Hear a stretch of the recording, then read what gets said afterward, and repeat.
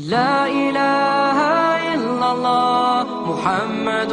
رسول الله عليه صلاة الله وآله والأحبة. اعوذ باللہ من الشیطان الرجیم، بسم اللہ الرحمن الرحیم۔ ناظرین، آپ دیکھ رہے ہیں آئی ڈی ٹی وی اور میرا آج کا موضوع ہے فرعونیوں پر لگاتار 5 عذاب۔ جب حضرت موسیٰ علیہ السلام کا عصا اژدہا بن کر جادوگروں کے سانپوں کو نگل گیا تو جادوگر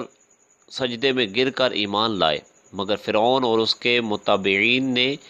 اب بھی ایمان قبول نہیں کیا، بلکہ فرعون کا کفر اور اس کی سرکشی اور زیادہ بڑھ گئی، اور اس نے بنی اسرائیل کے مومنین اور حضرت موسیٰ علیہ السلام کی دل آزاری اور ایذا رسانی میں بھرپور کوشش شروع کر دی اور طرح طرح سے ستانا شروع کر دیا۔ فرعون کے مظالم سے تنگ دل ہو کر حضرت موسیٰ علیہ السلام نے خداوند قدوس کے دربار میں اس طرح دعا مانگی کہ اے میرے رب، فرعون زمین میں بہت ہی سرکش ہو گیا ہے اور اس کی قوم نے عہد شکنی کی، لہٰذا تو انہیں ایسے عذابوں میں گرفتار فرما لے جو ان کے لیے سزاوار ہو اور میری قوم اور بعد والوں کے لیے عبرت ہو۔ حضرت موسیٰ علیہ السلام کی دعا کے بعد اللہ تعالیٰ نے فرعونیوں پر لگاتار 5 عذابوں کو مسلط فرمایا۔ وہ 5 عذاب یہ ہیں کہ پہلا عذاب ان میں سے ہوا طوفان کا۔ ناگہاں ایک ابر آیا اور ہر طرف اندھیرا چھا گیا، پھر انتہائی زوردار بارش ہونے لگی، یہاں تک کہ طوفان آ گیا اور فرعونیوں کے گھروں میں پانی بھر گیا اور وہ اس میں کھڑے رہ گئے اور پانی ان کی گردنوں تک آ گیا۔ ان میں سے جو بیٹھا وہ ڈوب کر ہلاک ہو گیا، نہ ہل سکتے تھے نہ کوئی کام کر سکتے تھے۔ ان کی کھیتیاں اور باغات طوفان کے داروں سے برباد ہو گئے۔ سینچر سے سینچر تک مسلسل 7 روز تک وہ لوگ اسی مصیبت میں مبتلا رہے، باوجود کہ بنی اسرائیل کے مکانات فرعونیوں کے گھروں سے ملے ہوئے تھے، مگر بنی اسرائیل کے گھروں میں سیلاب کا پانی نہیں آیا اور وہ نہایت ہی امن و چین کے ساتھ اپنے گھروں میں رہتے تھے۔ جب فرعونیوں کو اس مصیبت کے برداشت کرنے کی تاب و طاقت نہ رہی اور وہ بالکل ہی عاجز ہو گئے تو ان لوگوں نے حضرت موسیٰ علیہ السلام سے عرض کیا کہ آپ ہمارے لیے دعا فرمائیے کہ یہ مصیبت ٹال جائے تو ہم ایمان لائیں گے اور بنی اسرائیل کو آپ کے پاس بھیج دیں گے۔ چنانچہ آپ نے دعا مانگی تو طوفان کی بلا ٹل گئی اور زمین میں ایسی سرسبزی اور شادابی نمودار ہوئی کہ اس سے پہلے کبھی بھی دیکھنے میں نہ آئی تھی۔ کھیتیاں بہت شاندار ہوئیں اور غلوں اور پھلوں کی پیداوار بے شمار ہوئی۔ یہ دیکھ کر فرعونی کہنے لگے کہ یہ طوفان کا پانی تو ہمارے لیے بہت بڑی نعمت کا سامان تھا۔ پھر وہ اپنے عہد سے پھر گئے اور ایمان نہیں لائے اور پھر سرکشی اور ظلم و عصیاں کی گرم بازاری شروع کر دی۔ اور دوسرا عذاب یہ ہے کہ ٹڈیاں 1 ماہ تک تو فرعونی نہایت عافیت سے رہے، لیکن جب ان کا کفر و تکبر اور ظلم و ستم پھر بڑھنے لگا تو اللہ تعالیٰ نے اپنے قہر و عذاب کو ٹڈیوں کی شکل میں بھیج دیا کہ چاروں طرف سے ٹڈیوں کے جھنڈ آ گئے جو ان کی کھیتیوں اور باغوں کو یہاں تک کہ ان کے مکانوں کی لکڑیاں تک کو کھا گئیں، اور فرعونیوں کے گھروں میں یہ ٹڈیاں بھر گئیں جس سے ان کا سانس لینا مشکل ہو گیا، مگر بنی اسرائیل کے مومنین کے کھیت اور باغ اور مکانات ان ٹڈیوں کی یلغار سے بالکل محفوظ رہے۔ یہ دیکھ کر فرعونیوں کو بڑی عبرت ہو گئی اور آخر اس عذاب سے تنگ آ کر پھر حضرت موسیٰ علیہ السلام کے آگے عہد کیا کہ آپ اس عذاب کے دفع ہونے کے لیے دعا فرما دیں تو ہم لوگ ضرور ایمان لائیں گے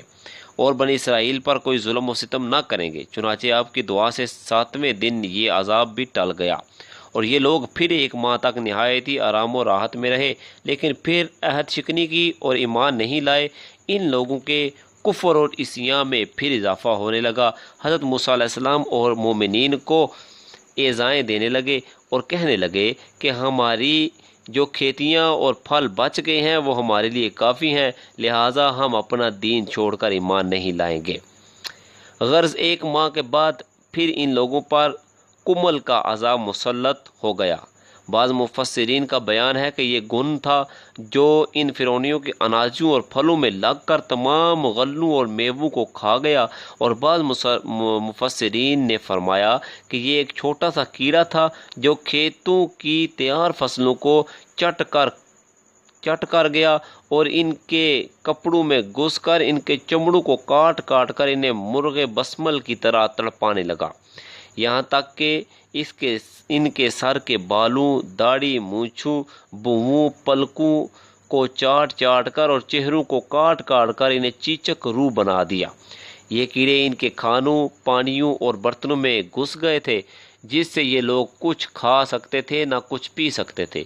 نہ لمحہ بھر کے لیے سو سکتے تھے، یہاں تک کہ ایک ہفتہ میں اس قہر آسمانی و بلا ناگہانی سے بلبلا کر یہ لوگ چیخ پڑے اور پھر حضرت موسیٰ علیہ السلام کے حضور حاضر ہو کر دعا کی درخواست کرنے لگے اور ایمان لانے کا عہد دینے لگے۔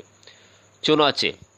آپ نے ان لوگوں کی بیقراری اور گریہ وزاری پر رحم کھا کر دعا کر دی اور یہ عذاب بھی رفع دفع ہو گیا، لیکن فرعونیوں نے پھر اپنی عہد کو توڑ دیا اور پہلے سے بھی زیادہ ظلم و عداوت پر کمر بستہ ہو گئے۔ پھر 1 ماہ کے بعد ان لوگوں پر مینڈک کا عذاب نازل ہو گیا۔ ان فرعونیوں کی بستیوں اور ان کے گھروں میں اچانک بے شمار مینڈک پیدا ہو گئے، اور ان ظالموں کا یہ حال ہو گیا کہ جو آدمی جہاں بھی بیٹھتا اس کی مجلس میں ہزاروں مینڈک بھر جاتے تھے۔ کوئی آدمی بات کرنے یا کھانے کے لیے منہ کھولتا تو اس کے منہ میں مینڈک کود کر گھس جاتے۔ ہانڈیوں میں مینڈک، ان کے جسموں میں سینکڑوں مینڈک سوار رہتے، اٹھنے بیٹھنے لیٹنے کسی حالت میں بھی مینڈکوں سے نجات نہیں ملتی تھی۔ اس عذاب سے فرعونی رو پڑے اور پھر روتے گڑ گڑاتے حضرت موسیٰ علیہ السلام کی بارگاہ میں دعا کی بھیک مانگنے کے لیے آئے اور بڑی بڑی قسمیں کھا کر عہد و پیمان کرنے لگے کہ ہم ضرور ایمان لائیں گے اور مومنین کو کبھی ایسا نہیں دیں گے۔ چنانچہ حضرت موسیٰ علیہ السلام کی دعا سے 7ویں دن یہ عذاب بھی اٹھا لیا گیا، مگر یہ مردود قوم راحت ملتے ہی پھر اپنا عہد توڑ کر اپنی پہلی خبیث حرکتوں میں مشغول ہو گئی، مومنین کو ستانے لگے اور حضرت موسیٰ علیہ السلام کی توہین و بے ادبی کرنے لگے۔ تو پھر عذاب الہی نے ان لوگوں کو اپنی گرفت میں لے لیا اور ان لوگوں پر خون کا قہر الہی بن کر اتر پڑا۔ ایک دم بالکل اچانک ان لوگوں کے تمام کنووں، نہروں کا پانی خون ہو گیا تھا،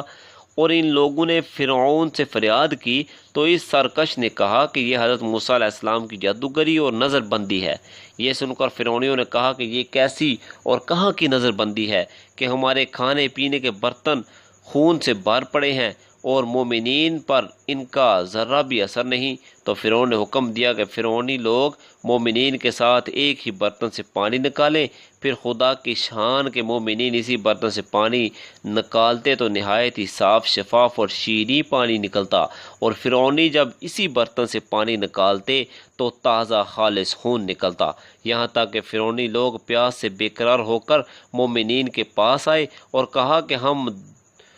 دونوں ایک ہی برتن سے ایک ہی ساتھ منہ لگا کر پانی پئیں گے، مگر قدرت خداوندی کا عجیب جلوہ نظر آتا۔ ایک ہی برتن سے ایک ساتھ منہ لگا کر دونوں پانی پیتے تھے، مگر مومنین کے منہ میں جو جاتا وہ پانی ہوتا تھا اور فرعون والوں کے منہ میں جو جاتا وہ خون ہوتا تھا۔ مجبور ہو کر فرعون اور فرعونی لوگ گھاس اور درختوں کی جڑیں اور چھالیں چبا چبا کر چوستے تھے، مگر اس کی رطوبت بھی ان کے منہ میں جا کر خون بن جاتی تھی۔